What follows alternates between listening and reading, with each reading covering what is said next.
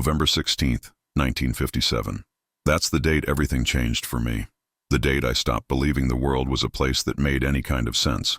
I'm Sheriff Dan Schley, or at least I was. Waushara County, Wisconsin. Population sparse, crime even sparser. The kind of place where everybody knows everybody. And the worst thing you deal with is drunk drivers on Saturday nights and the occasional domestic dispute. I'd been sheriff for 11 years by then. 38 years old, married to Helen for 15 years. 2 kids. Bobby was 12, Sarah was 9. We lived in a modest house on Elm Street in Wautoma, the county seat. White picket fence, dog named Chester, the whole American dream. I thought I'd seen everything there was to see in law enforcement in a rural county. Bar fights, petty theft, bootlegging operations, nothing that ever kept me up at night. That morning started like any other Saturday. I was at the station doing paperwork, nursing my 3rd cup of coffee, when Frank Worden came through the door. Frank ran Worden's hardware store in Plainfield, about 20 miles west of Wautoma. Good man, honest merchant, pillar of the community. But when he walked into my office that morning, his face was the color of old newspaper. "Sheriff," he said, his voice shaking, "my mother's missing. The store's been robbed." Frank's mother, Bernice, ran the hardware store with him. She was in her late 50s, tough as nails, the kind of woman who could handle a rowdy customer without breaking a sweat. The idea of her going missing didn't sit right. "When did you last see her?" I asked, grabbing my coat. "Last night. I closed up the shop around 6. She stayed to do inventory. She always does inventory on Friday nights. When I came in this morning to open up, the place was locked, but she wasn't there. The cash register's empty. There's blood on the floor." Blood. That word sent a chill down my spine. In 11 years as sheriff, I'd dealt with exactly 2 murders, both clear-cut cases of passion, husband kills wife's lover, that sort of thing. But this? An elderly woman disappearing from a locked store with blood on the floor? That was different. "Did you call the state police?" "No, sir, I came straight to you." "Good. Don't touch anything. I'm coming right now." I grabbed Deputy Bill Mott and Deputy Arnold Fritz, and we drove to Plainfield in my 55 Ford. The 20-mile drive felt like 100. Plainfield was even smaller than Wautoma, maybe 700 people. The kind of town where a missing cat made the front page of the weekly newspaper. Worden's hardware store sat on Main Street, a modest wooden building sandwiched between the post office and a barber shop. Frank was waiting outside, pacing back and forth, smoking a cigarette with trembling hands. "Show me," I said. He unlocked the door and we stepped inside. The store smelled like motor oil and sawdust, familiar and ordinary. But there on the floor behind the counter was a dark stain. Blood, no question about it. Not a lot, but enough to know something violent had happened. "The cash register's empty," Frank said, pointing. "Had about $70 in it last night. And look, the receipt pad. Last entry is for antifreeze, half a gallon." My mother wrote it out but never finished the transaction. I examined the receipt. The handwriting trailed off mid-word, like Bernice had been interrupted. The pen lay on the counter. Next to it, a few drops of blood. "Who was the last customer you remember seeing yesterday?" I asked. Frank thought for a moment. "Several people came through in the afternoon. Old man Henderson bought nails. Mary Patterson got paint thinner. Eddie Gein came in around 5:30, I think. He was looking at antifreeze." "Eddie Gein," I repeated. The name was familiar. Everyone in the county knew Eddie. Odd fellow, lived on a farm outside Plainfield. Kept to himself mostly, did odd jobs around town. Handyman work, babysitting occasionally. People said he was strange, but harmless. His mother had died about 2 years back, and he'd lived alone on that farm ever since. Did he buy the antifreeze? Not while I was there. I left at 6, and Mom was going to finish up. But that receipt, that's for half a gallon of antifreeze. What Eddie was looking at. Deputy Mott was examining the floor. "Sheriff, there's a trail here. Looks like something was dragged." He was right. Faint marks led from behind the counter to the back door. The blood drops continued along that path. "The back door was locked when you arrived?" I asked Frank. "Yes, sir. Front door, too. Both locked from the inside." "Then whoever did this had a key, or Bernice let them in after you left, or—" I trailed off, looking at the back door. "Or they locked the door after they left and had a key." "Only Mom and I have keys," Frank said. I walked to the back door and examined it. No signs of forced entry. The door opened into an alley. I stepped outside. More blood drops, leading to tire tracks in the dirt. Someone had backed a vehicle up to the door. "Bill, get photos of these tire tracks," I said to Deputy Mott. "Arnold, canvass the neighboring businesses. See if anyone saw anything unusual last night." While my deputies worked, I stood in that alley trying to piece it together. An elderly woman working alone. Someone comes in, maybe to buy antifreeze, maybe with other intentions. There's a confrontation, blood. The woman is taken, likely against her will, loaded into a vehicle. The store is locked up to delay discovery. This wasn't a simple robbery. This was an abduction, maybe worse. "Sheriff," Deputy Fritz called from the street. "The barber next door says he saw Eddie Gein's truck parked in the alley around 6:30 last night. Thought it was odd because the store was supposed to be closed." Eddie Gein. The name kept coming up. "Did he see Eddie?" "No, sir. Just the truck. Old Chevy pickup, faded green. He's sure it was Gein's." I'd known Eddie for years, had seen him around town doing his odd jobs. He was strange, yes. Socially awkward, nervous laugh, kept his eyes down when he talked to you. But dangerous? I'd never gotten that impression. Still, the evidence was pointing in one direction. "All right," I said. "We're going to pay Eddie Gein a visit." We drove out to the Gein farm, about 7 miles outside Plainfield. The property was isolated, surrounded by fields and woods. The farmhouse was a 2-story wooden structure that had seen better days. Paint peeling, shutters hanging crooked, the whole place looking like it might collapse in a strong wind. Eddie's truck was parked out front. Faded green Chevy, just like the barber described. "Stay alert," I told my deputies as we got out of the car. The yard was cluttered with junk, old tires, rusted farm equipment, piles of scrap wood. Everything about the place screamed neglect and decay. We approached the house and I knocked on the door. No answer. I knocked again, harder. "Eddie? This is Sheriff Schley. I need to talk to you." Still nothing. "Check around back," I told Bill. He disappeared around the side of the house while Arnold and I waited at the front. After a moment, Bill returned, shaking his head. "No sign of him. But there's a shed out back, padlocked. Let's check the barn," I said. The barn was a large structure about 50 yards from the house, weathered and dark. The doors were closed but not locked. I pushed them open and stepped inside. The smell hit me first, metallic and sweet, like copper and rot mixed together. I pulled my flashlight from my belt and shone it into the darkness. What I saw in that beam of light made my blood turn to ice. Hanging from the rafters by the ankles was a human body, headless, gutted like a deer, split down the middle. The body was pale, drained of blood. In the dim light for a moment I thought it might be a deer carcass, but the shape was wrong. The proportions were human. "Jesus Christ," Deputy Mott whispered behind me. My hand went to my service revolver instinctively, though I knew whatever had done this wasn't in the barn with us. Not anymore. "Arnold, go call the state police," I said, my voice surprisingly steady despite the horror churning in my stomach. "Tell them we need every available man out here. Bill, secure the perimeter. Don't let anyone near this barn." As Arnold ran back to the car, I forced myself to step closer to the body. I'd been a soldier in the war, had seen men blown apart by artillery, burned by flamethrowers, but this was different. This was deliberate, methodical. This was butchery. The body was definitely female based on the anatomy, middle-aged or older. The head had been removed cleanly, almost surgically. The torso had been opened from chest to pelvis, organs removed. What I was looking at wasn't just murder. This was something else entirely. I heard a sound behind me and spun around, my hand on my gun. But it was just Deputy Mott, his face green in the flashlight beam. "Sheriff, there's another building back here. Looks like a summer kitchen. Doors open." Against every instinct telling me to get out of there, to wait for backup, to not see whatever else this place held, I followed Bill to the summer kitchen. It was a small shed attached to the back of the house, used for canning and butchering in the old days. I pushed the door open and shone my light inside. I wish to God I hadn't. Sitting on a table in the center of the room was a human head. Bernice Worden's head, I realized with sick certainty. Her eyes were closed, her mouth slack. The cut at the neck was clean, surgical. But it was what else was in that room that broke something inside me. Human skin, tanned and preserved, fashioned into various items. Masks hanging on the walls.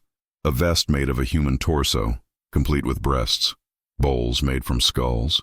Chairs upholstered with human skin. Lampshades. Belts. A box full of noses and lips. The room spun.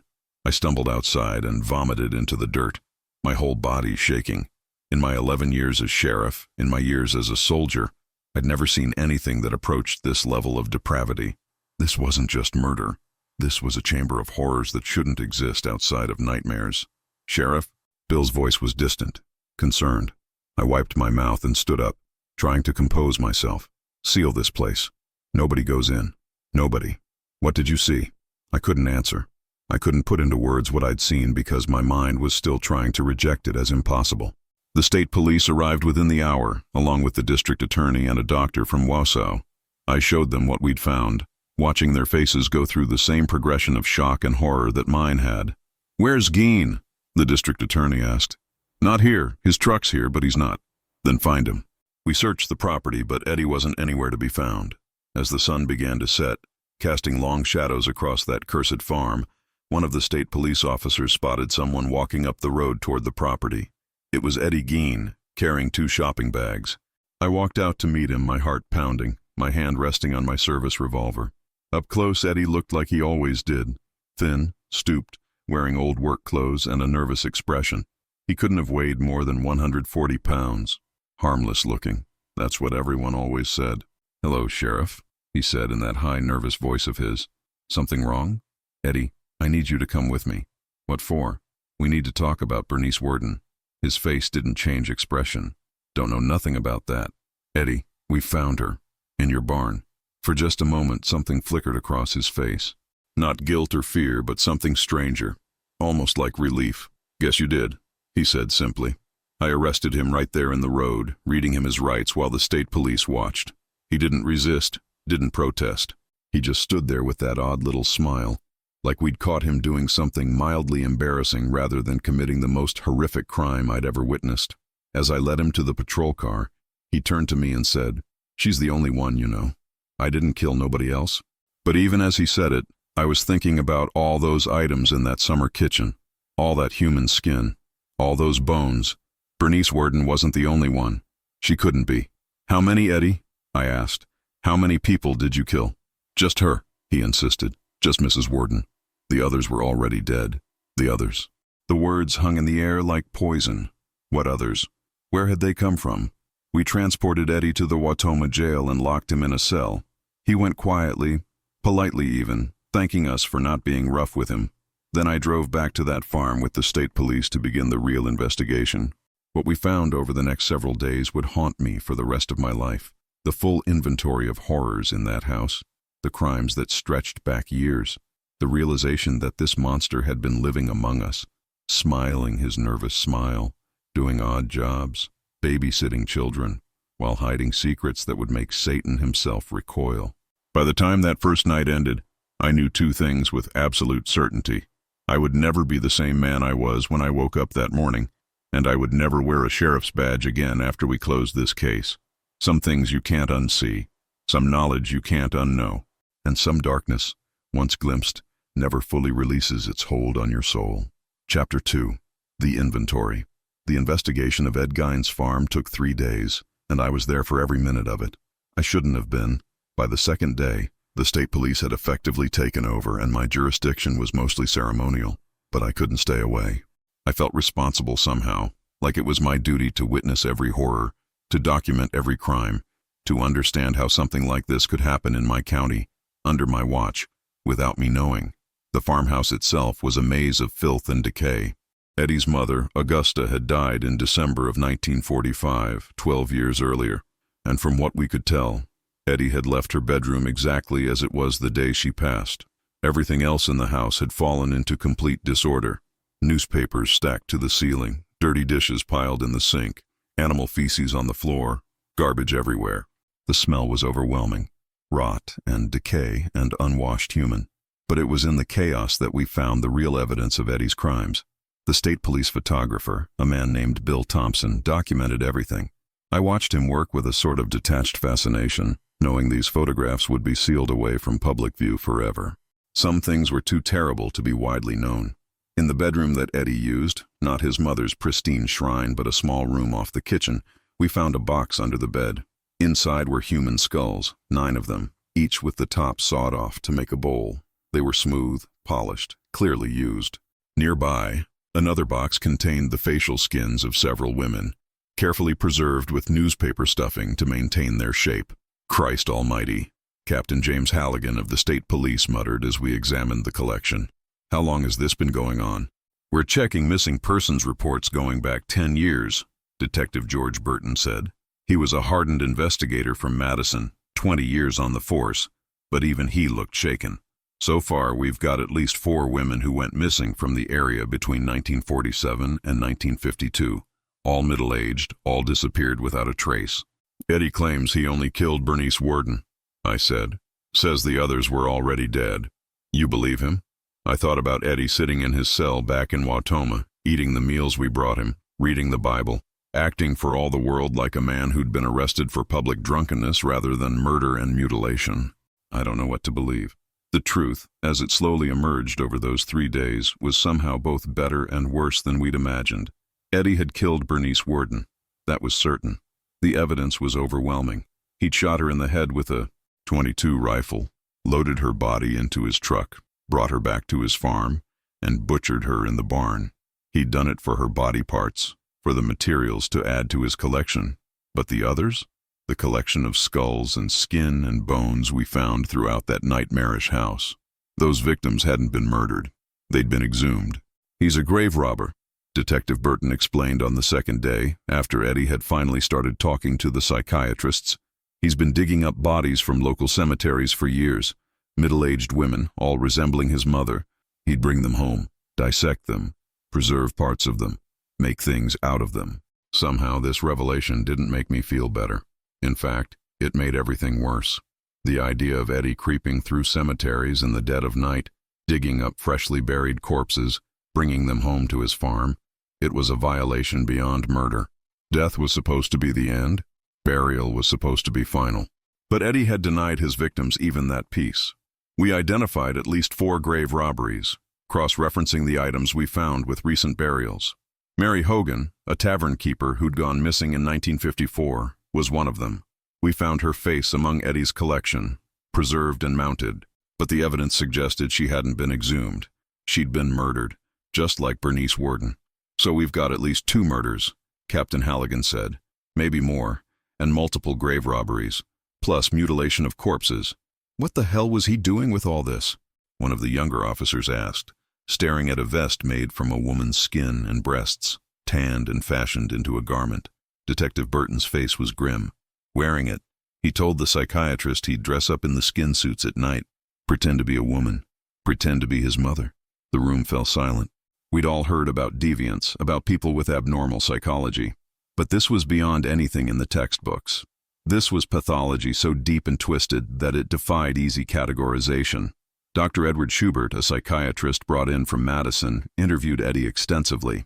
I sat in on one of those sessions, watching through a 2-way mirror as Eddie talked in his high, nervous voice about his life, his crimes, his motivations. My mother was a saint, Eddie said, his eyes distant. She was the only good woman who ever lived. All the others are whores and sluts. Mother said so. She said women are vessels of sin and temptation. Tell me about the night your mother died, Dr. Schubert prompted. Eddie's face softened. She had a stroke. I took care of her after the first one, nursed her for months. But then she had another one. December 29th, 1945. I was with her when she passed. She looked so peaceful. And after she died, I kept her room just like it was. Nobody could go in there. It's sacred. That's where Mother lived, where her spirit stays. But you felt alone without her? Yes. Eddie's voice was barely a whisper. So alone. The farm was so quiet. I tried to keep working, doing odd jobs in town, but at night it was so lonely. Is that when you started visiting the cemeteries? Eddie nodded. I read the obituaries. When a woman who looked like Mother died, I'd go to the cemetery. At night, when nobody was around, I'd dig them up, bring them home. It made the loneliness better. What would you do with the bodies? Take them apart, study them. Mother always said women's bodies were evil and shameful, but I wanted to understand. I wanted to see what they were made of. Dr. Schubert made notes. And the items you made from their remains? I was making a suit, a woman's suit, so I could become Mother, so I could have her back. If I wore the skin put on the face, I could be her. The loneliness would go away. I had to leave the observation room at that point.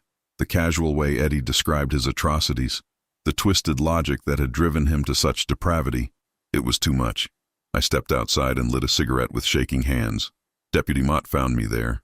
Sheriff, the press is going crazy. There's reporters from every newspaper in Wisconsin out front, some from Chicago and Milwaukee too. They're demanding information. Tell them nothing. This investigation is ongoing. They already know it's bad, Sheriff. People are talking. Some of the local guys on the state police, they've been drinking at the tavern, running their mouths. Stories getting out. I ground out my cigarette. Then we need to control the narrative before it becomes a circus. But it was already too late for that. By the evening of the second day, the story had broken nationwide. Eddie Gein, the butcher of Plainfield, House of Horrors, cannibal killer. The headlines screamed from every newspaper, each one trying to outdo the others in lurid detail. The truth was bad enough without embellishment, but the press couldn't resist adding speculation and rumor. There were claims Eddie had been a cannibal, that he'd eaten parts of his victims. No evidence supported this, but it made good copy. There were theories about his childhood, his relationship with his mother, his possible victims. Everyone had an opinion, everyone had a theory. The people of Plainfield were in shock. I held a town meeting on the third day, trying to address their fears and questions. How could this happen here? Martha Henderson asked, tears streaming down her face. My daughter babysat for Eddie. He seemed so nice, so harmless.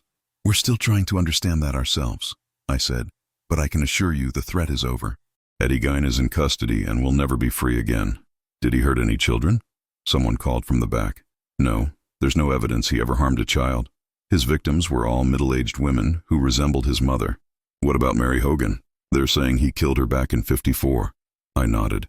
We believe that's true. The evidence suggests Eddie killed Mary Hogan and Bernice Worden. The other remains found on his property came from graves. A wave of revulsion swept through the crowd. Grave robbing was almost worse than murder in some ways, a violation of the sacred contract that the dead would be allowed to rest in peace. We're arranging for the affected graves to be checked and reburied with proper ceremony, I continued. The families will be notified privately. After the meeting, Frank Worden approached me. He looked like he'd aged 10 years in 3 days. Sheriff, I need to know. Did my mother suffer? I thought about lying, about telling him it was quick and painless, but Frank deserved the truth. The coroner says she died from a gunshot to the head. It would have been instantaneous. And after? The things he did after? She didn't feel any of that, Frank. She was gone. He nodded, tears in his eyes. I keep thinking about that night. If I'd stayed at the store with her, if I'd closed up instead of letting her do the inventory alone. You can't think like that. This isn't your fault. Eddie Gein is a monster, and monsters don't need a reason or an opportunity. They create them. But even as I said it, I wondered if I believed it. Could we have caught Eddie sooner? The grave robberies had gone unreported for years because nobody checked the graves. Mary Hogan had gone missing in 1954, 3 years earlier, and the investigation had gone nowhere. Had I missed something? Had my small-town sheriff's office been too complacent, too trusting? On the evening of the third day, we finished the inventory of Eddie's collection. The final count was staggering. Skulls fashioned into bowls, skin used for lampshades and chair coverings, a wastebasket made from human skin, a sheath for a knife made from human skin, masks made from the faces of women, a vest made from a woman's torso, leggings made from leg skin, and countless other items too disturbing to list. We also found body parts preserved in the refrigerator, organs in boxes, bones under the floor. The house was less a home than a warehouse of human remains, each piece carefully preserved and stored. How many victims total? Captain Halligan asked Detective Burton. Hard to say exactly. We've identified remains from at least 15 different individuals. Some from graves, at least 2 from murders. There may be others we haven't identified yet. Jesus Christ. Halligan rubbed his face. This is going to be the biggest criminal case in Wisconsin history. He was right about that. The Ed Gein case became a media sensation, dominating headlines for weeks. Tourists started showing up in Plainfield, wanting to see the House of Horrors, to walk where the monster had walked. The town had to post guards at the farm to keep people away.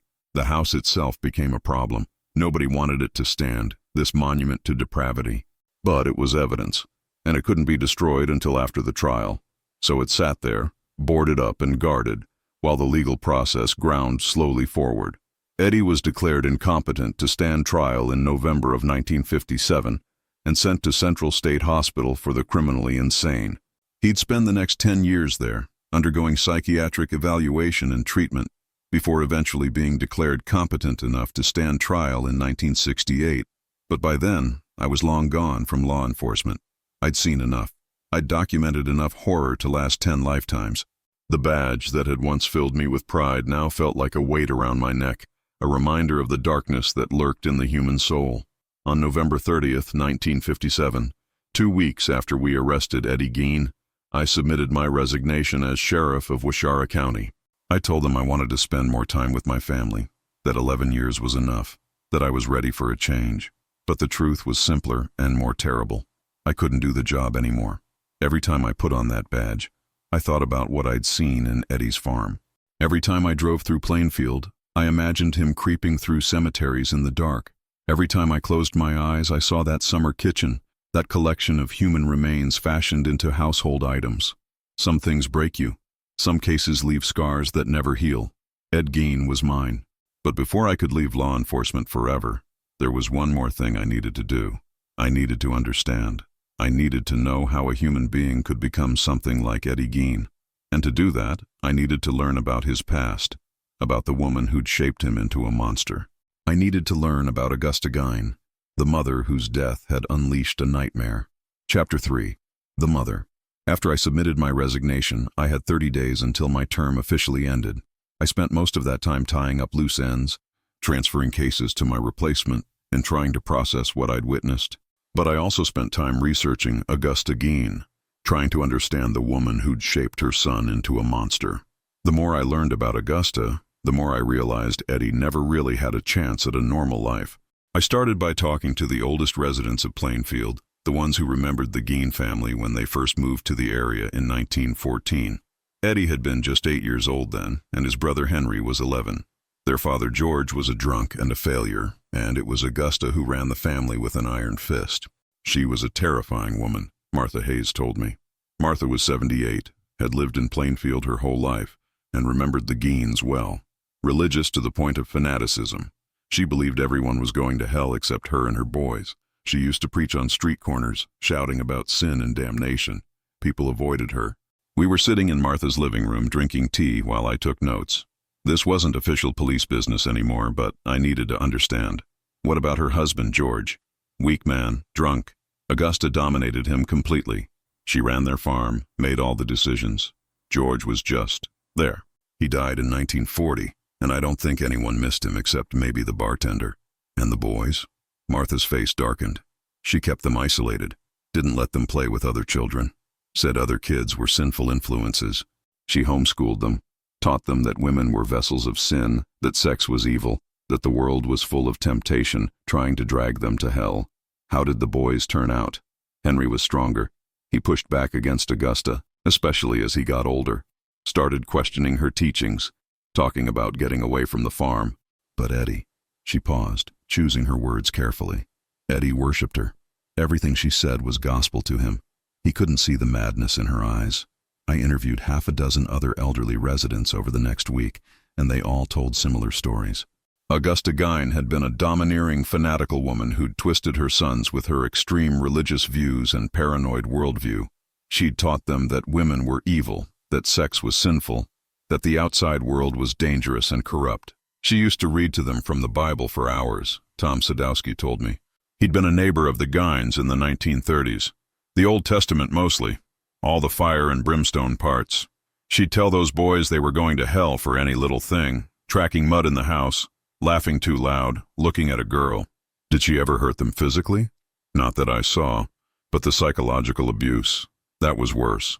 She'd tell them they were worthless, that they were sinners, that only her love and God's mercy kept them from eternal damnation. Eddie believed every word. The picture that emerged was of a woman who'd systematically destroyed her son's ability to develop normally. Eddie had been isolated from peers, denied any healthy social development, taught to fear and hate women while simultaneously being completely dependent on his mother's approval. What happened to the other brother, Henry? I asked Martha Hayes.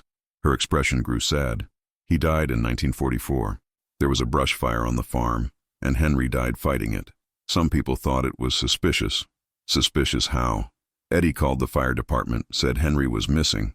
They found Henry dead on a section of the farm that hadn't burned, lying face down, had a head wound. The death was ruled accidental, but she trailed off. But what? Henry had been talking about leaving, about getting away from Augusta and taking Eddie with him. Some folks wondered if Eddie might have. Well, but nothing was ever proven. The sheriff at the time, your predecessor, Sheriff Thompson, he closed the case as accidental death. I made a note to look up the case file on Henry Gein's death. If Eddie had killed his brother, it would mean his crimes started years before we'd thought. What was Eddie like after Henry died? I asked. Lost. He'd always been strange, socially awkward, nervous, couldn't look you in the eye. But after Henry died, he got worse. He had only Augusta then, and she had only him. They lived alone on that farm, isolated from everyone, until she died in 1945. Martha nodded. That's when Eddie really fell apart. He'd lost the only person who mattered to him, the only person who'd ever loved him in her twisted way. I spent several evenings at the Plainfield Library, going through old newspapers, looking for any mention of the Geins. What I found painted a picture of a family that had been notorious in the small community for decades. There were articles about Augusta's street corner preaching, complaints from neighbors about her behavior, mentions of fights between George Gein and other men at local taverns. The family had been known troublemakers, religious fanatics, social outcasts. But there were also small mentions of Eddie doing odd jobs around town, fixing fences, babysitting, helping with harvests. People had employed him despite his strangeness because he was reliable and cheap. He'd been part of the community, even if he'd never truly belonged to it. I found the case file on Henry Gein's death in the county archives. Sheriff Thompson had done a cursory investigation, witness statements from Eddie and Augusta, a brief examination by the local doctor, and a ruling of accidental death by smoke inhalation. But reading between the lines, I could see Thompson had doubts. There were notes about inconsistencies in Eddie's story, questions about how Henry had ended up in an unburned section of the property with a head wound. But without evidence and with Augusta vouching for Eddie's account, Thompson had closed the case. Maybe he'd been lazy. Maybe he just wanted to avoid the hassle of investigating a prominent local family. Either way, if Eddie had killed Henry, he'd gotten away with it. I interviewed Dr. Harold Weaver, who'd examined Henry's body in 1944. He was retired now, living in a small house in Watoma, but his memory was sharp. I always suspected foul play, Doctor, Weaver told me. The head wound was significant, blunt force trauma. Could have been from a fall, but the location and nature of the injury suggested a blow from an object, a shovel maybe, or a piece of wood. Why didn't you push for a more thorough investigation? Dr. Weaver sighed. Sheriff Thompson didn't want to hear it. He said accidental death was more likely, that there was no evidence of homicide.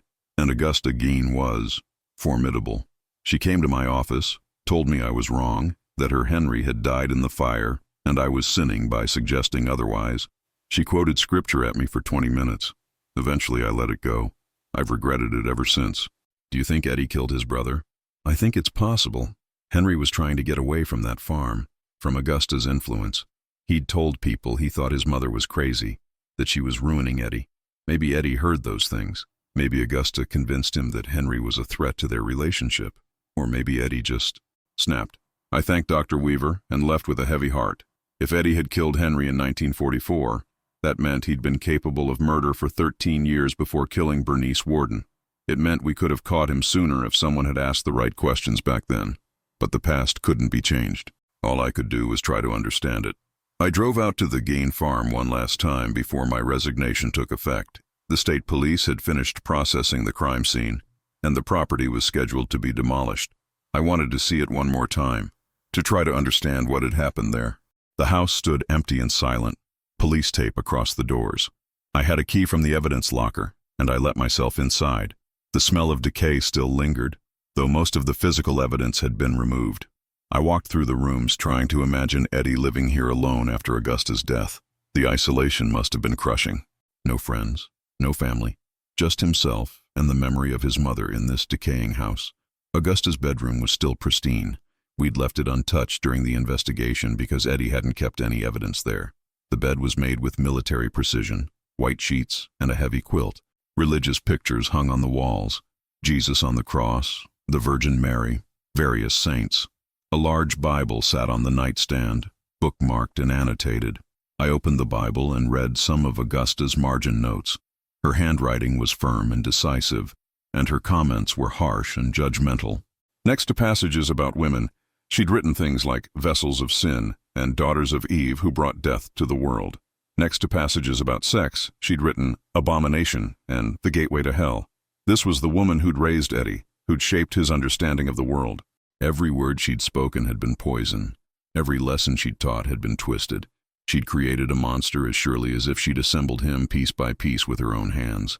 I left Augusta's room and went to Eddie's small bedroom off the kitchen. This was where he'd kept his collections, where he'd stored his trophies. The room was empty now, all the evidence removed, but I could still see the stains on the floor where boxes had sat, still see the hooks on the walls where he'd hung his creations. On the small nightstand next to Eddie's bed, I found something the evidence team had missed, a small notebook tucked between the table and the wall. I opened it carefully, expecting another horror. Instead, I found a diary of sorts. Eddie's handwriting was childish and uneven, but legible. The entries were dated, starting in January 1946, just a few weeks after Augusta's death. January 15th, 1946. Mother is gone. The house is too quiet. I can't sleep. I keep thinking I hear her calling me, telling me to come to her room. But when I go there, she's not there. Only her things. Only memories. I flipped through more pages. March 3rd, 1946. Went to town today. Did some repairs for Mrs. Henderson. She talked to me about normal things. The weather, the crops, the war being over. But I couldn't really hear her. All I could hear was Mother's voice in my head, telling me that women are sinful, that I shouldn't trust them. I wanted to tell Mrs. Henderson she was evil, but I didn't. I just fixed her fence and left. More pages. June 8, 1946. I read in the newspaper that Mrs. Eleanor Adams died. She was 58.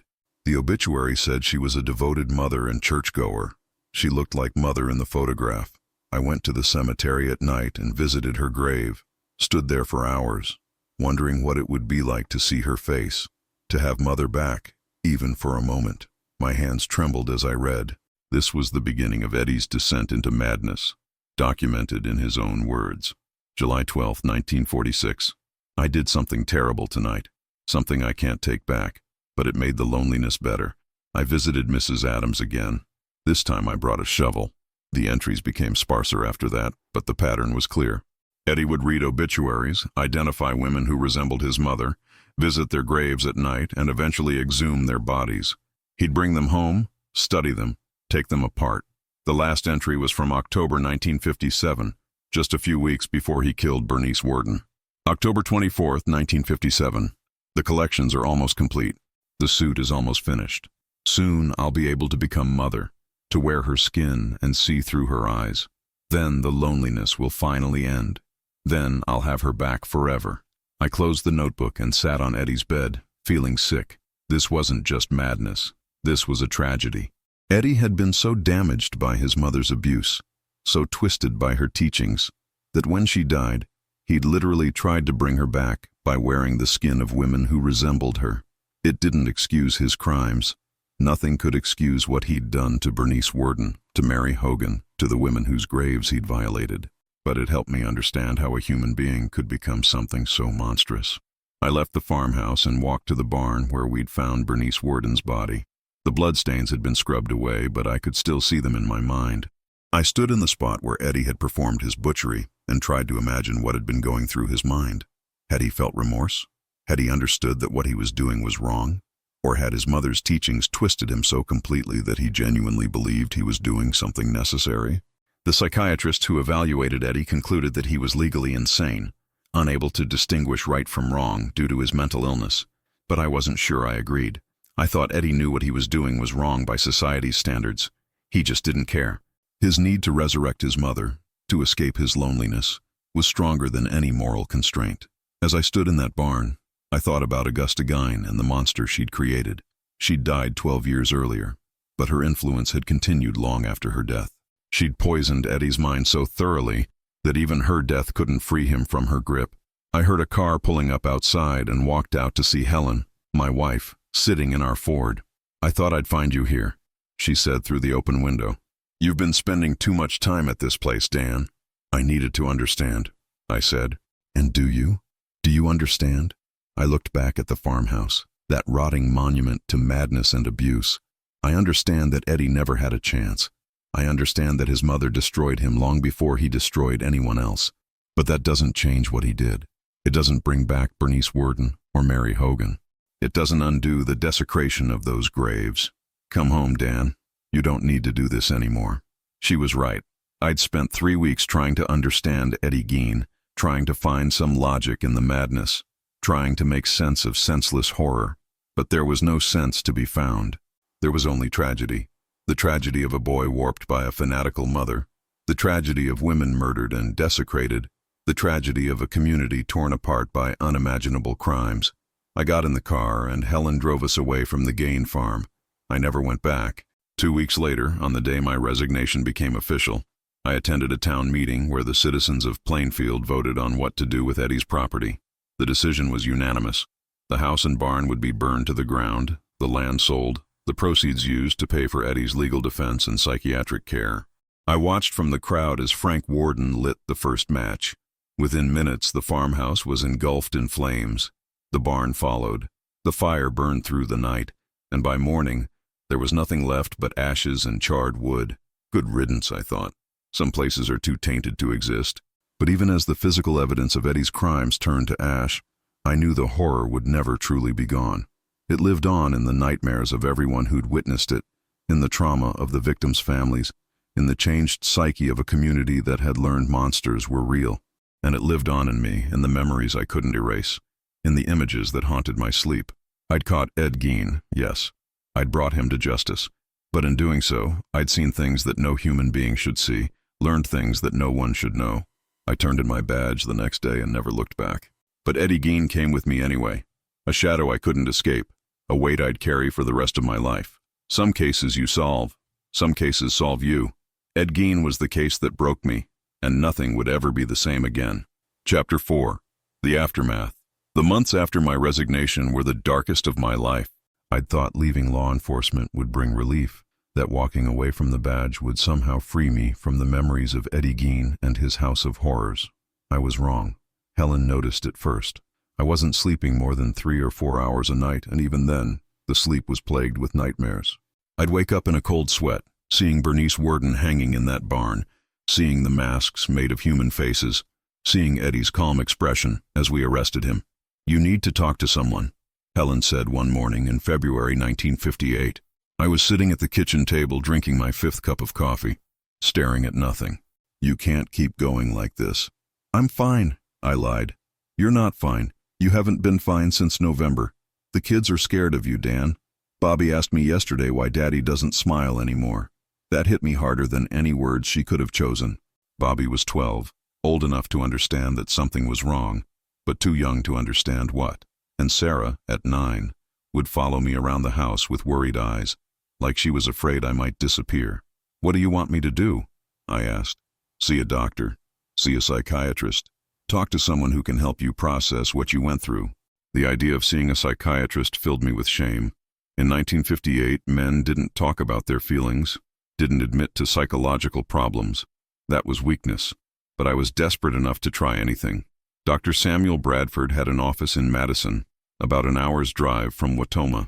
He specialized in treating what he called traumatic neurosis, what we'd later call PTSD, though the term didn't exist yet. Helen made the appointment and drove me there herself, like she was afraid I'd back out otherwise. Dr. Bradford was in his 50s, with kind eyes and a calm demeanor. His office was comfortable. Leather chairs, warm lighting, bookshelves filled with medical texts and literature. "Tell me why you're here, Dan," he said after the initial pleasantries. "Where to even begin? How do you explain to someone that you'd seen hell on earth, that you'd walked through a house where human beings had been turned into furniture and clothing?" "I was the sheriff who arrested Ed Gein," I said finally. Dr. Bradford's expression didn't change, but I saw recognition in his eyes. "I see. You witnessed the crime scenes. All of them. The barn, the house, the summer kitchen. I saw everything we found there. Tell me about it." So I did. For the first time since November, I talked about what I'd seen in Eddie's farm. I described the body hanging in the barn, the collection of human remains in the summer kitchen, the grotesque items fashioned from skin and bone. I told him about Eddie's calm demeanor, about the diary I'd found, about Augusta Gein and her twisted influence. Dr. Bradford listened without interrupting, taking occasional notes. When I finally finished, he was quiet for a moment. What you experienced is what we call acute psychological trauma, he said. Your mind was exposed to events so far outside normal human experience that it's struggling to process them. The nightmares, the insomnia, the emotional numbness, these are all normal responses to abnormal circumstances.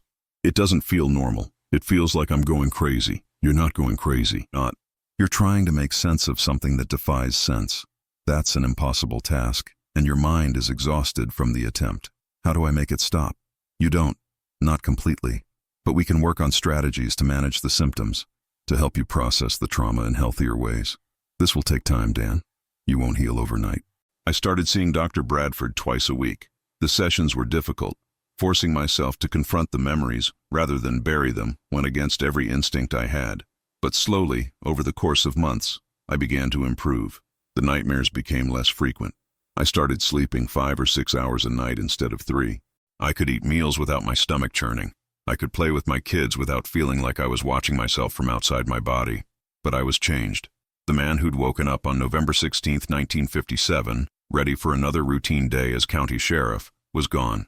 In his place was someone who'd seen the worst of humanity, who knew that monsters were real, who understood that the veneer of civilization was thinner than anyone wanted to admit. Helen did her best to support me, but I could see the strain it put on our marriage. She'd married a confident, optimistic man who believed in justice and order. Now she was living with someone who jumped at loud noises, who couldn't watch certain movies or read certain books, who sometimes stared into space for hours. "Do you regret it?" she asked me one night in April. We were sitting on the porch watching the sunset. "Becoming sheriff, I mean. If you could go back and choose differently, would you?" I thought about it. No. Someone had to catch Eddie. Someone had to stop him. I just wish. I wish I'd been stronger. Wish I could have done the job without it destroying me. You're not destroyed, Dan. You're hurt. There's a difference. That's what I told Eddie about his victims. Hurt versus broken. Funny how that comes back around. The trial preparations continued throughout 1958, though Eddie remained in the psychiatric hospital, still declared incompetent to stand trial. I was subpoenaed as a witness and had to give depositions about what I'd found, what I'd seen, what Eddie had said during his arrest. Each deposition brought the memories flooding back, undoing weeks of progress with Dr. Bradford. I'd come home from Madison exhausted and hollow, barely able to speak to my family. "How much longer?" Helen asked after a particularly brutal deposition in June. "How many more times do they need to hear about it?" "Until the lawyers are satisfied. Until every detail is documented for the record." "At what cost to you?" I didn't have an answer. The media circus around the case continued unabated. Ed Gein had become a national sensation, the quintessential American monster. Books were being written, movies were being planned. Tourists continued to flock to Plainfield, looking for souvenirs from the murder farm. Some enterprising individual had purchased items from the Gein property auction, furniture, tools, personal effects that hadn't been used in the crimes, and was selling them as macabre collectibles. The idea made me physically ill. Frank Worden contacted me in July. He wanted to meet for coffee, to talk. I almost said no. I'd been avoiding anyone connected to the case, but something in his voice made me agree. We met at a diner in Plainfield. Frank looked older, more worn. Losing his mother had aged him a decade. "I wanted to thank you," he said after we'd ordered, "for catching him, for stopping him before he could hurt anyone else. I'm just sorry we didn't catch him sooner. Maybe if we'd investigated Mary Hogan's disappearance more thoroughly, if we'd checked the cemeteries for disturbances, maybe." "Don't," Frank interrupted. "You can't think like that. You'll drive yourself crazy with the what-ifs. Believe me, I know. Do you ever?" I struggled to find the words. "Do you ever wish you didn't know? About what he did to your mother? Sometimes I think ignorance would be easier." "Every day," Frank admitted. "Every single day I wish I didn't have those images in my head. But we do know, and we have to find a way to live with it." "How? How do you do that?" "Honestly, I don't know yet. I'm seeing a counselor in Madison. She's helping, and I've been going to church more, trying to find some peace and faith. But mostly I just keep going. Wake up every morning and decide to keep living. Some days that's all I can manage." We talked for an hour, two men bound together by shared horror, trying to find a way forward. When we finally parted, I felt something I hadn't felt in months, a connection with another human being who understood what I was going through. That night I told Helen I wanted to go back to work. Not as sheriff, that part of my life was over, but something. I needed purpose, needed to feel useful. Doing what? she asked. I don't know. Something that doesn't involve law enforcement. Maybe construction, or farming, or teaching. Something normal. I ended up taking a job at the lumber mill in Watoma. Physical labor, regular hours, no responsibility beyond operating machinery and processing wood. It was exactly what I needed. Honest work that engaged my body but left my mind free to heal. My coworkers knew who I was, of course. In a county with only 15,000 people, everybody knew everybody. But they had the decency not to bring it up. We talked about fishing and baseball and the weather. Normal things, safe things. Slowly, over the course of 1958 and into 1959, I began to rebuild my life. The nightmares never fully stopped, but they became manageable. I learned to recognize the triggers, news about the case, certain smells, discussions of crime, and avoid them when possible. Dr. Bradford eventually reduced my sessions to once a month, then once every few months. You're doing well, he told me in our last session in early 1960. You've processed the trauma as well as anyone could expect. But Dan, you need to understand, this will always be part of you. Some experiences change us permanently. I know, I said. I'm not trying to go back to who I was before. I'm just trying to figure out who I am now. And have you? I thought about it. I'm a survivor. That's who I am. Someone who saw something terrible and didn't let it completely destroy him. Someone who's learning to live with scars. Ed Gein remained in the psychiatric hospital for 10 years, from 1957 to 1968. During that time, I followed his case from a distance, reading the occasional newspaper article, but trying not to obsess over it. In 1968, he was finally declared competent to stand trial. The trial was brief. Eddie pleaded not guilty by reason of insanity. The jury deliberated for less than a week before finding him not guilty by reason of insanity for the murder of Bernice Worden. He was sent back to the psychiatric hospital where he'd spend the rest of his life. I didn't attend the trial. I'd given my depositions years earlier, and I'd moved on as much as I could. Reading about the verdict in the newspaper was enough.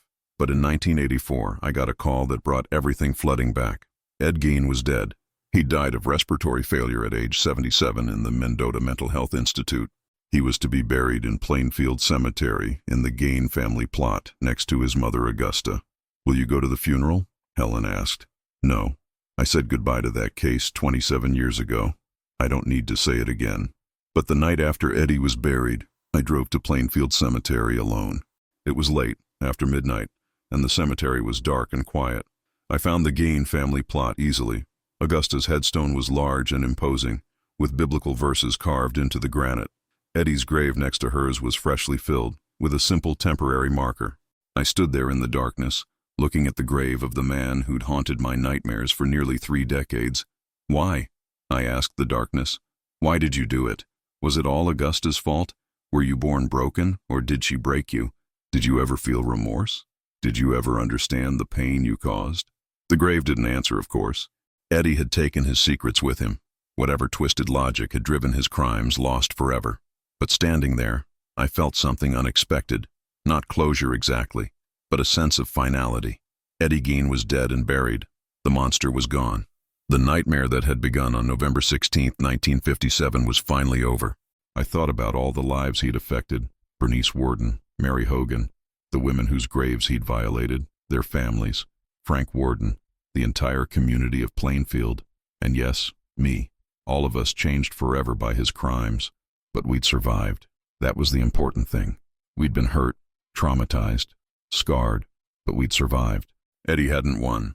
I left the cemetery as the sun began to rise, driving home through the quiet Wisconsin countryside. Helen was awake, sitting at the kitchen table with coffee, waiting for me. How was it? She asked. It's over, I said. Really, truly over. And it was. Not because the memories had faded or the trauma had healed, but because I'd finally accepted that some questions don't have answers, some horrors can't be fully understood, and some burdens you just have to learn to carry. I'd been the cop who caught Ed Gein, yes, but more importantly, I was the man who'd survived catching him, who'd rebuilt his life despite the trauma, who'd learned to live with the scars. That was enough. It had to be enough. Chapter 5. Legacy. The years after Eddie's death in 1984 should have brought peace, but instead they brought something unexpected, a resurgence of public interest in the case. Books were published, documentaries were made, and Eddie Gein's crimes were analyzed and discussed by a new generation who hadn't lived through the horror of 1957. I was 65 when Eddie died, retired from the lumber mill and living quietly with Helen in our house on Elm Street. Our children were grown with families of their own. Bobby was a teacher in Madison. Sarah was a nurse in Milwaukee. They'd both grown up in the shadow of their father's trauma, and I knew it had affected them more than they'd admit. The phone calls started almost immediately after Eddie's death. Reporters wanting interviews, true crime writers wanting first-hand accounts, producers wanting to option my story for movies or television. I refused them all. People need to know the truth, one persistent reporter from the Chicago Tribune argued when I declined his interview request. The story's being told anyway, with or without you. Don't you want to make sure it's accurate? The truth, I said, is that a monster lived among us and hurt people in ways that can't be fully described. That's all anyone needs to know. But Helen saw things differently. Maybe you should tell your story, she said one evening in 1985. We were watching the news, which had run a segment about Ed Gein on the anniversary of his death. The segment was sensationalized and inaccurate, full of lurid speculation and exaggeration. Why would I do that? I asked. Because they're getting it wrong. They're turning Eddie into some kind of gothic legend, focusing on the gruesome details and ignoring the human cost. Maybe if you spoke out, you could remind people that there were real victims, real families who were destroyed by his crimes. I thought about Frank Worden, about the way he'd aged decades in the months after his mother's murder. I thought about the families of the women whose graves had been violated, who'd had to live with the knowledge that their loved ones' rest had been disturbed. I thought about Plainfield itself, a community that had been traumatized and transformed by Eddie's crimes. I'll think about it, I said. In 1987, a documentary filmmaker named Patricia Wells contacted me.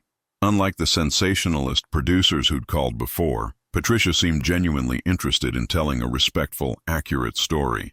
She sent me her previous work, thoughtful documentaries about the death penalty and prison reform, and her treatment for the Ed Gein Project emphasized the victims and the investigation rather than glorifying Eddie's crimes. I agreed to meet with her. We sat in my living room for 3 hours on a June afternoon, Helen bringing us coffee and sandwiches while Patricia asked questions and took notes. She had a video camera but agreed not to film me. My words could be used, but my face wouldn't appear on screen. Tell me about November 16, 1957, she said. What do you remember most clearly? I'd answered that question 1,000 times in my own mind, but never out loud to anyone except Dr. Bradford. The smell, I said. That's what I remember most. When I opened the barn door and found Bernice Worden's body, the smell hit me first. Copper and decay. I'd smelled death before. I was in the war. I'd been to murder scenes as sheriff. But this was different. This was industrial, like a slaughterhouse. Take me through the investigation. How did you identify Eddie as a suspect? I told her about Frank Worden, about the blood in the hardware store, about the receipt for antifreeze and the witnesses who'd seen Eddie's truck. I told her about arriving at Eddie's farm, about the discoveries in the barn and the summer kitchen, about arresting Eddie on the road with his shopping bags. What was he like when you arrested him? Patricia asked. Calm, polite, almost relieved in a strange way, like he'd been waiting for us to figure it out. I paused, remembering Eddie's face in the fading light of that November evening. That's what bothered me most, I think. He wasn't a raving lunatic or a sneering villain. He was just broken, a broken man who'd done terrible things. Tell me about Augusta Gein. I told her what I'd learned about Eddie's mother, the fanatical religion, the extreme isolation, the psychological abuse. I told her about the diary I'd found, about Eddie's desperate attempts to resurrect his mother through his crimes. Do you think Augusta Gein is responsible for what Eddie became? Patricia asked. In large part, yes. But Eddie made choices too. Plenty of people have terrible parents and don't become murderers. At some point, Eddie chose to act on his impulses rather than seek help. That's on him. Do you think he was insane? I thought about that. Legally insane? Yes. He clearly couldn't distinguish right from wrong in a conventional sense. But I think part of him knew what he was doing was wrong. I think he just didn't care. The loneliness, the need to bring his mother back, that was stronger than any moral constraint. How did investigating this case change you? That was the question I'd been dreading. It broke something in me, I said honestly. I'd been a cop for 11 years. Thought I'd seen everything. But Eddie's crime showed me that humans are capable of worse than I'd imagined. And once you've seen that level of depravity, you can't unsee it. It changes how you view the world, how you view people. I couldn't be a cop anymore after that. I couldn't do a job that required me to have faith in humanity when my faith had been destroyed. Patricia was quiet for a moment. Do you regret arresting him? Do you wish someone else had been the one to find that farm? Every day, I admitted. But I also know that if it hadn't been me, it would have been someone else. And that person would be carrying the same burden I do. At least I was experienced enough to handle the investigation properly. A younger officer might have been completely destroyed by it. The documentary aired in 1988 and was widely praised for its sensitive handling of the subject matter. My voice appeared throughout, providing context and detail, but I remained anonymous, identified only as former sheriff, Waushara County. That anonymity was precious to me. I'd spent 30 years trying to move past the Gein case, and I didn't want to become forever known as the cop who caught Ed Gein. But the documentary did something unexpected. It put me in touch with other people who'd been affected by Eddie's crimes. Frank Worden called me after seeing it, recognizing my voice despite the years that had passed. "Thank you," he said. "Thank you for telling the truth, for not sensationalizing it. My mother deserves to be remembered as more than just Ed Gein's victim. She was a good woman," I said. "Strong and honest. That's how people should remember her." I also heard from several of the state police officers who'd worked the case with me. They'd all carried their own trauma from those 3 days of investigation, and many had left law enforcement shortly after, just as I had. We formed an informal support group, meeting occasionally to talk about our shared experience, to remind each other that we weren't alone in our lingering trauma. Captain James Halligan, who'd led the state police investigation, told me he'd become an alcoholic in the years after the case. "I tried to drink away the memories," he said. "Tried to drown the images of that summer kitchen. Nearly destroyed my marriage before I got sober in '65. Detective George Burton had fared better but admitted the case had haunted him. "I investigated hundreds of murders in my career," he said. "But Eddie's was different. It wasn't just the gore, it was the psychology of it. The twisted logic. I'd see suspects in other cases and wonder, is this one like Eddie? Are they hiding something even worse?" It made me paranoid. In 1991, a young FBI agent named Robert Ressler contacted me. He was part of the newly formed behavioral science unit at the FBI Academy in Quantico, Virginia, and he was studying serial killers and their psychology. "Ed Gein wasn't technically a serial killer," Ressler explained when we met. "He only murdered 2 people that we know of, but his psychological profile and his crimes have influenced our understanding of serial killers immensely. Many of the killers we profile today show similar characteristics: domineering mothers, sexual confusion, necrophilia, collecting trophies from victims." "You're saying Eddie was a template?" "In a sense, yes. He's one of the first cases where we can clearly see the connection between childhood trauma and adult criminal behavior. Your investigation and the subsequent psychiatric evaluations of Gein have been invaluable to our research." I didn't know whether to feel proud or horrified by that. The idea that Eddie's crimes had contributed to anything positive seemed wrong somehow. "Can you prevent others like him?" I asked. "Is that what your research is about?" "That's the goal. By understanding the psychology of killers like Gein, by identifying common factors in their backgrounds and behavior patterns, we hope to catch future offenders earlier, maybe even intervene before they kill." "I hope you succeed," I said, "because the damage Eddie caused, not just to his victims, but to everyone who had to deal with his crimes, that damage ripples out forever. It never really stops."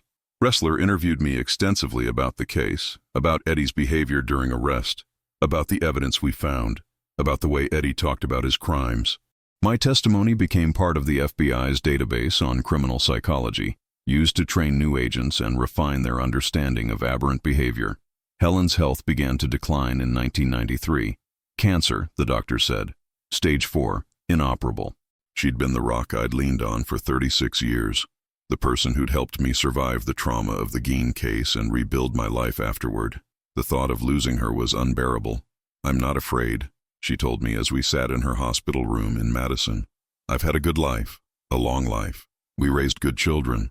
We survived hardships that would have destroyed weaker people. I have no regrets." "I do," I said, holding her hand. "I regret every moment I was too damaged to be a good husband. Every time my trauma made me distant or cold. Every night I woke up screaming from nightmares and scared you." "Dan," she said firmly, "you were always a good husband. You were hurt, yes. You were traumatized. But you never let that darkness consume you completely. You fought it. You got help. You kept showing up day after day, trying to be better. That's all anyone can ask. She died on November 16, 1993, 36 years to the day after I'd arrested Ed Gein. The cosmic irony of that timing wasn't lost on me. After Helen's funeral, I fell into a deep depression. Bobby and Sarah were worried enough to take turns staying with me, making sure I ate and took my medications. Dr. Bradford, my old psychiatrist, came out of retirement to see me. "Talk to me, Dan," he said. "Tell me what you're feeling." "I feel like Eddie won," I said. "Like he reached out from the grave and took away the one person who kept me sane after everything we went through. Helen dies on the same day I arrested Eddie. That can't be coincidence. That's Eddie still affecting my life, still causing pain, even decades after his death. Or," Dr. Bradford said gently, "it's just a cruel coincidence. The universe doesn't always have meaning, Dan. Sometimes terrible things just happen without reason. I don't know how to live without her. The same way you learned to live after the Gein case, one day at a time, one small decision at a time. You wake up each morning and choose to keep going. Some days that's all you can do." It took time, but eventually I found a way forward. Not happiness exactly. That seemed impossible without Helen, but something like peace. I spent time with my grandchildren, teaching them to fish and telling them stories about their grandmother. I volunteered at the library in Wautoma, helping people find books and teaching adults to read. And I wrote. Not a book. I'd refused multiple offers from publishers over the years, but a private memoir for my children and grandchildren. I wanted them to understand what had happened in 1957, to hear the truth from me rather than from sensationalized media accounts. I wrote about the investigation, about Eddie and Augusta, about the toll it took on me and Helen, but I also wrote about recovery, about the possibility of healing even from the worst trauma. I wanted them to know that darkness doesn't have to win, that even when you're broken, you can be put back together. In 1999, I received an unexpected visitor. A woman in her early 40s knocked on my door, introducing herself as Dr. Linda Morrison, a psychologist specializing in trauma. "I've been researching the long-term effects of exposure to extreme violence on first responders," she explained. "Your case with Ed Gein is one of the earliest documented examples of what we now call PTSD in law enforcement. I was hoping you might be willing to talk about your experience." I invited her in and made coffee. Over the next 3 hours, I told her my story, not just the investigation, but the aftermath, the nightmares, the depression, the therapy with Dr. Bradford, the slow process of rebuilding my life. "What helped most in your recovery?" Dr. Morrison asked, taking notes. "3 things," I said. "First, I got help immediately. Dr. Bradford started treating me within months of the trauma. Second, I left law enforcement. I recognized that I couldn't do that job anymore and didn't try to push through. And third, I had Helen, a supportive partner who understood I was damaged but loved me anyway." Do you think officers today are better prepared to handle traumatic cases? I hope so. In my time, we didn't talk about psychological trauma. You were expected to just deal with it, to be tough. If you showed weakness, you were seen as unfit for duty. That attitude destroyed a lot of good cops. Dr. Morrison published a paper on trauma in law enforcement that included my case as a primary example. It was used in police academies around the country to teach officers about the importance of mental health care and recognizing the signs of PTSD. I like to think that maybe some good came from my suffering. If my experience helped even one officer seek help instead of suffering in silence, then perhaps it was worth it. In 2007, on the 50th anniversary of Eddie's arrest, there was renewed media interest in the case. Plainfield held a memorial service for Bernice Worden and Mary Hogan, the 2 women Eddie had definitely murdered. Frank Worden had died in 1995, but his children organized the event. I attended, along with several of the now elderly state police officers who'd worked the case. We stood in the Plainfield Cemetery where both women were buried and listened to a minister talk about remembrance and healing. "We gather here not to celebrate a monster," the minister said, "but to remember the victims." Bernice Worden was a beloved mother and businesswoman. Mary Hogan was a hard-working tavern keeper. They were real people with real lives, and they deserved to be remembered for who they were, not just how they died. After the service, Frank's son approached me. "My father talked about you often," he said. "He always said you were the one good thing to come out of that terrible time. You caught Eddie, but you also treated my grandmother's death with dignity. You didn't sensationalize it or exploit it. That meant everything to him. I felt tears in my eyes. Your grandmother was a good woman. She deserved justice and respect. I tried to give her both. You did. Thank you. As I stood in that cemetery, surrounded by people who'd been touched by Eddie's crimes, I realized something profound. We were all survivors. Not just me, but everyone who'd been affected by that November day in 1957. The victims' families, the other officers, the community of Plainfield. We'd all been wounded by Eddie Gein, but we'd all found ways to keep living, to keep moving forward. The scars never fully healed, but they became part of us, part of our stories, part of our strength. In my final years, I became something of an unofficial counselor to police officers dealing with traumatic cases. Word spread through law enforcement circles that I'd survived the Gein investigation, and young officers would occasionally seek me out for advice on handling the psychological toll of the job. How do you stop seeing it? A young sheriff's deputy asked me in 2008. He'd responded to a particularly brutal murder-suicide and was having nightmares. How do you get the images out of your head? You don't, I told him honestly. The images never leave completely, but they fade. They become less vivid, less overwhelming. You learn to live with them, to integrate them into your experience without letting them define you. Does it get easier? Yes, but it takes time and work. See a therapist. Talk to your family. Don't try to be a hero and handle it alone. That's what nearly destroyed me. I gave that advice to dozens of officers over the years. Some took it, some didn't. The ones who did seemed to fare better, to avoid the pitfalls I'd fallen into. By 2010, I was 88 years old and in declining health. My children wanted me to move into assisted living, but I stubbornly insisted on staying in my house on Elm Street, the home I'd shared with Helen for over 60 years. Bobby visited me one afternoon in April. We sat on the porch, watching the neighborhood kids play in their yards, listening to the sounds of a normal suburban evening. "Dad," Bobby said carefully, "I need to ask you something. Did catching Ed Gein ruin your life?" I thought about that question.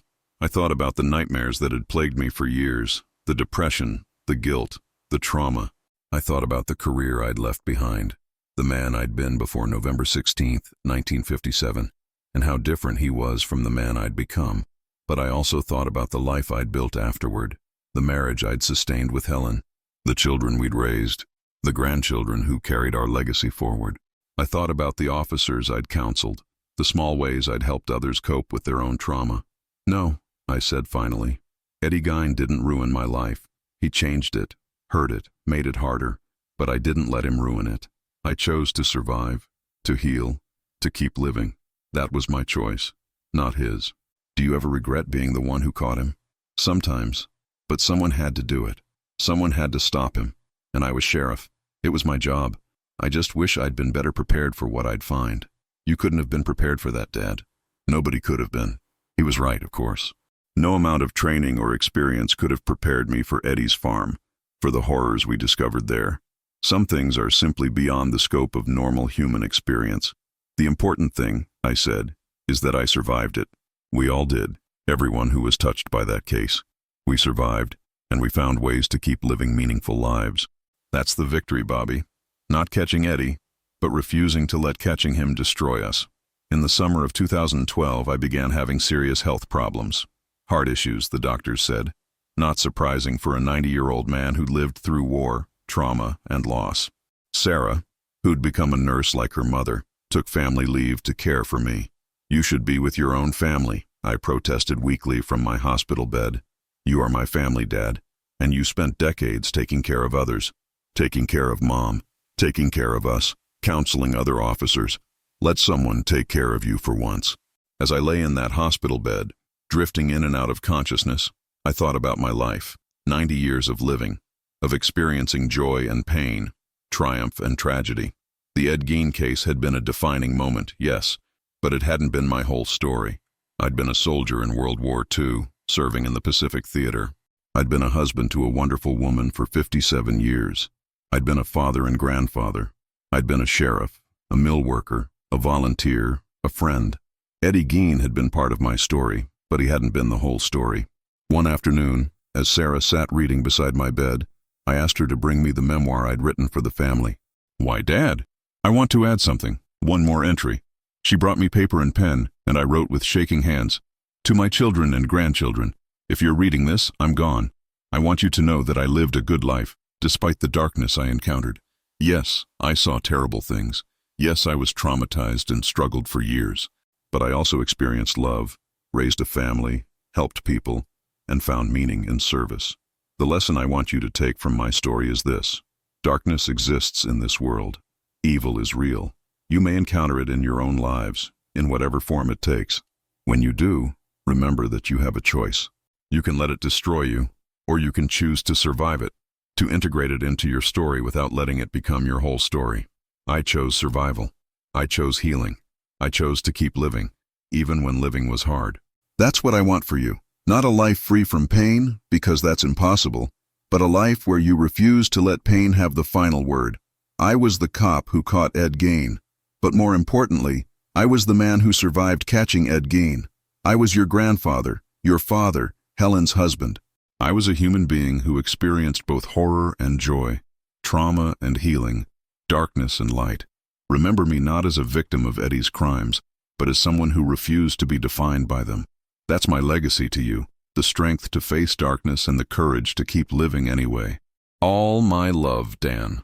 I died on November 16, 2012, exactly 55 years after I'd arrested Ed Gein. Unlike Helen's death, this timing didn't feel like cosmic irony or Eddie reaching from the grave. It felt like closure. My funeral was well attended. Bobby and Sarah were there, of course, along with their families, but also dozens of police officers. Some I'd worked with decades ago, others I'd never met who came to honor a fellow officer. Several of the people I'd counseled over the years came to pay their respects. The eulogy focused not on the Gein case, but on my life as a whole. My service in World War II, my years as sheriff before Eddie, my work at the lumber mill, my volunteer work, my family. The Gein case was mentioned, but only as one chapter in a long and full life. Dan Schley faced one of the worst crimes in American history, the minister said.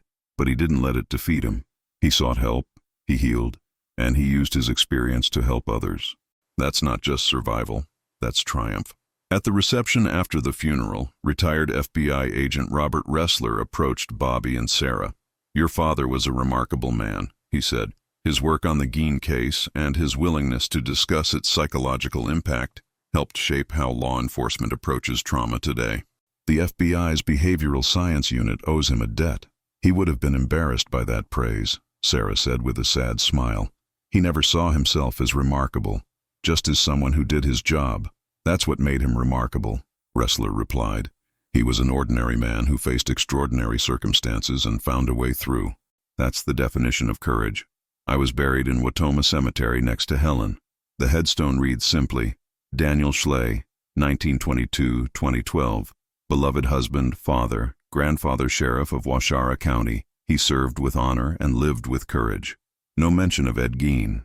That's how I wanted it. Eddie had taken enough from me. I wasn't going to let him have my headstone too. But in the Washara County Sheriff's Department, there's a small plaque dedicated to me.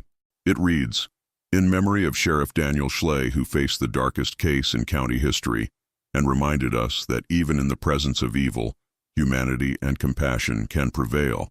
Bobby donated my memoir to the County Historical Society, where it remains in the archives.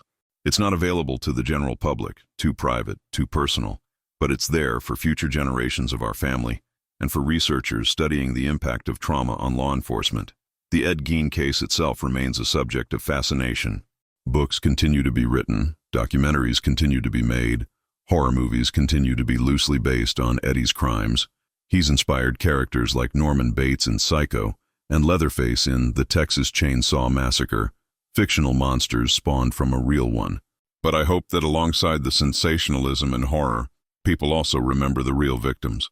Bernice Worden, who died doing inventory in her store. Mary Hogan, who was killed while working at her tavern. The women whose graves were violated, who couldn't rest in peace even after death. The families who lost loved ones. The community that was traumatized. The officers who investigated the crimes and carried the burden for the rest of their lives. Evil is real. Monsters exist. Ed Gein proved that. But so did resilience, recovery, and the human capacity to survive even the worst trauma. I proved that. I was the cop who caught Ed Gein. But I was also the cop who survived catching Ed Gein, who rebuilt his life, who found meaning and purpose despite the horror. That survival, that refusal to let darkness win, is my real legacy. Not the case, not the investigation, not the monster I caught, but the life I lived afterward, the choices I made, the healing I fought for, the love I shared, the help I offered others. That's what I want to be remembered for. Not as Ed Gein's captor, but as Dan Schley, husband, father, grandfather, friend, a man who faced the worst humanity had to offer and chose to remain human anyway. In the end, that's all any of us can do. Face the darkness when we must, but refuse to let it consume us. Carry our scars, but don't let them define us. Remember the horror, but don't let it overshadow the good we've experienced and created. I saw terrible things. I was changed by them, but I survived them. And that, more than catching Ed Gein, is what I'm most proud of. Epilogue. In 2020, the Waushara County Sheriff's Department faced a difficult case, a home invasion that resulted in a brutal double homicide. The young deputy who responded first to the scene, a woman named Jennifer Carlson, was understandably traumatized by what she witnessed. The current sheriff, knowing the department's history, remembered the plaque honoring Dan Schley. He looked up the protocols Schley had helped develop for handling officer trauma. He made sure Deputy Carlson received immediate counseling, time off to process her experience, and support from her fellow officers. Deputy Carlson eventually returned to duty. She struggled for months with nightmares and anxiety, but she got help and gradually healed. Years later, she would become sheriff herself, and she would always credit Dan Schley's legacy with helping her through her darkest time. "I never met Sheriff Schley," she said in an interview. "He died before I even joined the force. But his story, his example of facing trauma and surviving it, gave me hope when I needed it most. He showed me that you can see terrible things and still be okay. Not unchanged, but okay." That's the real legacy of Dan Schley. Not that he caught a monster, but that he showed others how to survive after encountering monsters. Not that he was a hero, but that he was human, vulnerable, damaged, but ultimately resilient. Ed Gein's farm burned to the ground in 1958. The land was sold and eventually developed into ordinary farmland, then into a small residential subdivision. People live there now, families with children and dogs, going about their normal lives. Most don't know the history of the land beneath their homes. But in Plainfield, in Wautoma, in the memories of families touched by Eddie's crimes, the story lives on, not as a celebration of evil, but as a reminder that evil can be faced and overcome. Dan Schley was the cop who caught Ed Gein, but more importantly, Dan Schley was the man who proved that even in the darkest circumstances, even when confronted with the worst of humanity, we can choose to remain human ourselves. We can choose to survive. We can choose to heal. We can choose to live. And that choice, made every day in the face of trauma and pain, is the bravest thing any of us can do.